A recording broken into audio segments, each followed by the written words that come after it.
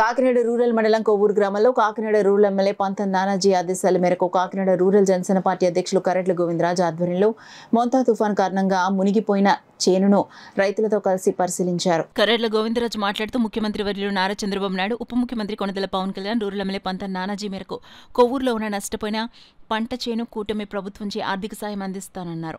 ఈ కార్యక్రమంలో గ్రామ ప్రెసిడెంట్ ముమ్మడి బుచ్చి, గొల్లపల్లి సతీష్ రైతులు పాల్గొన్నారు. మరి ఎంతో కృషి చేసి ప్రతి ఒక్క మాకు ఆర్బీకే అయినా విఆర్ఓలు కానీ ఆర్ఎస్కే కానీ ప్రతి ఒక్కరు కూడా మాకు మా రైతులందరికీ అండదండలుగా ఉండి ప్రతి చేనులోకి వెళ్ళి అక్కడ ఏమైతుందో పడిపోయిందా లేదా అని చూసి ప్రతిదీ ఎంక్వైరీ చేస్తే 550 ఎకరాలు మా కొవ్వూరు గ్రామంలో రావటం చాలా దురదృష్టకరం. ఇటువంటి ముత్తాసు తుఫాను వలన చాలా మంది రైతులు పాలైపోయారు. ఎందుకంటే దానికి రైతు ఎంతో కష్టపడితేనే కానీ 120 రోజులు కష్టపడితేనే కానీ చేతికి అందన ఇప్పుడు నేల పాలైపోయింది.